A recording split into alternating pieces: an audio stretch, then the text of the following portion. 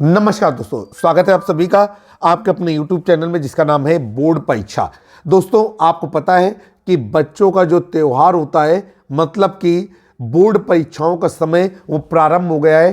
फरवरी का महीना चल रहा है और जितने भी बोर्ड हैं, चाहे वो MP बोर्ड हो, UP बोर्ड हो या CBSE बोर्ड हो, ICSE बोर्ड हो, सभी बोर्डों के एग्ज़ाम इन्हीं माह में कंडक्ट कराए जाते हैं।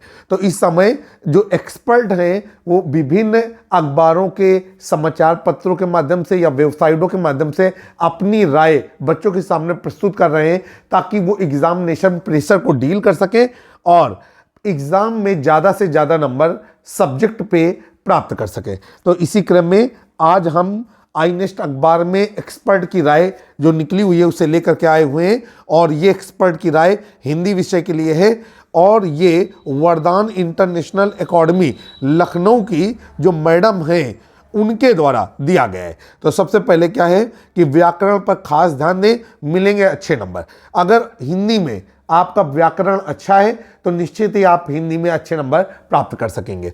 और ये जो एक्सपर्ट राय है वो कक्षा 12 के लिए है, लेकिन मेरा ये मानना है कि एक एक्सपर्ट जब अपनी राय प्रस्तुत करता है तो वो किसी दायरे में बंधा नहीं रहता और जो उसकी राय होती है वो आपकी कक्षा 10, कक्षा 12, कक्षा 9, कक्षा 11 और सभी कक्षाओं के विद्यार्थियों के लिए रहती है। तो मेरा ये मानना है कि आपको ये वीडियो एक बार जरूर सुनना चाहिए ताकि अगर बोर्ड एग्जामिनेशन की तैयारियों में कहीं कोई पॉइंट कम रहा जा रहा है तो वो आप सही कर सके। आइए सबसे पहले चलते हैं। कह रही है मैडम कि हिंदी हमारी मातृभाषा है और अगर इस पर थोड़ा सा ध्यान दिया जाए तो एग्जामिनेशन में अच्छे अंक प्राप्त किए जा सकते हैं।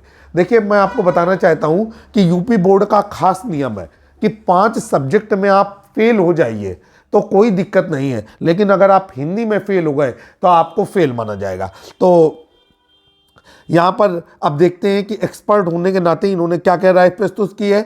इन्होंने कहा है कि प्रश्न उत्तर याद करने के साथ साथ सभी पाठकों को ध्यान से पढ़ लेना चाहिए। ठीक है, तो यहाँ पर इनका ये कहना है, शायद मिसप्रिंट हो गया है, कि आप प्रश्न का उत्तर तो याद ही करें और साथ में उन पाठों को भी ध्यानपूर्वक पढ़ें ताकि अगर कोई अलग तरीके से प्रश्न बना करके पेपर सेटर आपको दे दे तो आप उसका उत्तर दे सकें।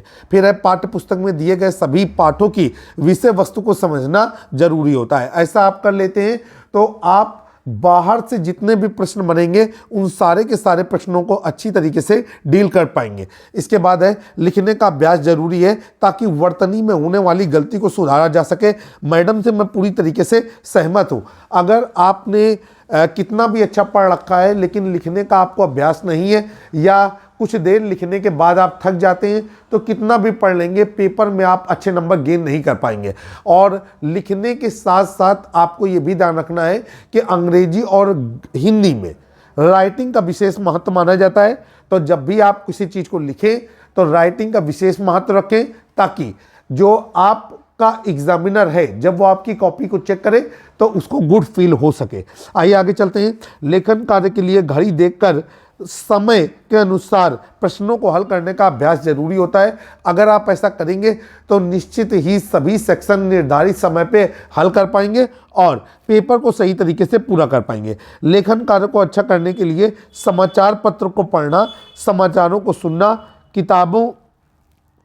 किताबों को पढ़ना, ये सब जरूरी होता है। ठीक है, और ये सब आपकी आदत में होना चाहिए। देखिए, ध्यान रखिएगा, एक्सपर्ट आपके सामने जो राय लेकर के आते हैं वो पूरे साल का निचोड़ होता है। आखिरी के 10-15 दिनों में हम कुछ नहीं कर सकते, लेकिन जिन बच्चों ने मध्यम वर्ग का पढ़ रखा है या जिन बच्चों ने हाई लेवल की पढ़ाई कर रखी है उनके लिए एक्सपर्ट की ये जो राय होती है वो अमृत बूटी का काम करती है। इसके बाद समाचारों को पढ़ने और सुनते रहने से कई विषयों के बारे में जानकारी मिलती है और आपकी लेखन कार्य में सहायता होती है और इससे आप किसी भी टॉपिक पर लिख सकते हैं। देखिए, आज कोई दायरा निर्धारित नहीं रह गया है। आपको हिंदी में अगर निबंध आएगा तो किसी भी क्षेत्र का निबंध आ सकता है। अगर आप समाचार पत्रों से जुड़े रहेंगे तो आप किसी भी क्षेत्र की जानकारी को बेहतर तरीके से लिख पाएंगे। इसके बाद है अनुच्छेद लिखते समय दिए गए संकेत बिंदुओं की सहायता से अपनी बातों को स्पष्ट रूप से व्यक्त करना आना चाहिए। मतलब पूर्ण विराम, अल्प विराम, अर्ध विराम, इनका इस्तेमाल करना आना चाहिए ताकि जो आपकी लेखनी है या आप जो उत्तर देना चाहते हैं वो बहुत ज़्यादा प्रभावशाली हो सके। इसके बाद जितना भी महत्वपूर्ण है आपके टॉपिक पे उसको आप अंडरलाइन कर दीजिए। विषय को बहुत अधिक विस्तार नहीं देना चाहिए, अन्यथा उससे समय खराब होगा। मतलब जो प्रश्न आपसे पूछा गया है आपका उत्तर जो होना चाहिए उस प्रश्न की भाषा के अनुरूप होना चाहिए। व्यर्थ में तमाम लिखने से ऐसा नहीं होता है कि आपको ढेर सारे नंबर दिए जा सके। इसके बाद है कि अनुच्छेद लिखते समय आपको ध्यान देना चाहिए कि कम शब्दों में आप अपनी बात को प्रभावशाली ढंग से लिख सकें। इसके बाद पत्र देखते समय पत्र का प्रारूप का विशेष ध्यान देना चाहिए। ध्यान रखना चाहिए कि औपचारिक पत्र लिखते समय विषय जरूर लिखा जाए, परंतु जब आप अनौपचारिक पत्र का चुनाव करते हैं तो उनमें विषय लिखने की ज़रूरत नहीं है। ये ध्यान रखने की आवश्यकता होती है। तो भाई आप एक एक महत्वपूर्ण बिंदुओं को ध्यान में रखते हुए ही बोर्ड एग्जामिनेशन की तैयारी करें। बोर्ड एग्ज़ाम बहुत जल्दी आपके सामने आने वाले हैं और मैं चाहता हूं कि आप बहुत अच्छे नंबरों से एग्जामिनेशन में पास हो सके। आइए आगे चलते हैं। अब यहाँ पर कह रहे हैं कि ध्यान में रखें कि उत्तर पुस्तिका में चाहे आप ईमेल लिखें, चाहे पत्र लिखें या संदेश का लेखन करें, चुनाव कहीं से भी करें, कहीं पर भी विद्यार्थियों को अपना नाम नहीं लिखना चाहिए। इसको जो है फ्रॉड माना जाता है। ये माना जाता है कि आप कॉपी चेक करने वाले को ये इंडिकेट करना चाहते हैं कि मैं फला व्यक्ति हूँ, या आपने ऐसा कोई जाल बिछा रखा है। इसलिए जब भी कोई आप पत्र लिखें, चाहे वो औपचारिक हो चाहे वो अनौपचारिक हो, उसमें अपने नाम का इस्तेमाल नहीं करना चाहिए। इसके बाद ईमेल लेखन के समय उसमें प्रारूप का विशेष ध्यान देना चाहिए। ध्यान रखिएगा ये जो ईमेल लेखन की बातचीत होती है वो हमारी किससे जुड़ी होती है? वो हमारी जुड़ी होती है सीबीएसई बोर्ड से, और हम लोग यूपी बोर्ड के स्टूडेंट हैं। तो इस चीज़ का विशेष ध्यान रखना चाहिए कि जब हम ईमेल का प्रारूप लिखें तो ईमेल लिखें तो उसके प्रारूप का विशेष रूप से ध्यान रखें। इसके बाद है प्रश्न को एक दो बार पढ़ने से ही स्पष्ट हो जाएगा कि इस ईमेल का प्राप्तकर्ता कौन होगा, और ईमेल में विषय लिखना नहीं भूलना है आपको। तो ध्यान रखिएगा ये जो ईमेल वाला कॉन्सेप्ट है वो हमारे यूपी बोर्ड का ना होकर के सीबीएसई बोर्ड का है। मेरा ये मानना है कि एक्सपर्ट कोई भी राय देता है वो राय हमारी सीबीएसई बोर्ड और यूपी बोर्ड दोनों पर ही लागू होती है। आइए आगे चलेंगे। आप कह रहे हैं सहायक पाठ्य पुस्तक कृतिका में केवल 3 पाठ हैं। उन पाठों का अध्ययन बहुत अच्छी तरीके से कर लीजिएगा क्योंकि उसमें से सर्वाधिक अंक के प्रश्न पूछे जाएंगे। तो भाई ये सीबीएसई से रिलेटेड है, लेकिन यूपी बोर्ड का स्टूडेंट होने के नाते हमें और आपको चाहिए कि सीबीएसई बोर्ड के लिए भी अगर कोई अपनी एक्सपर्ट राय प्रस्तुत कर रहा है तो हम उसमें पार्टिसिपेट करें। आइए आगे चलते हैं।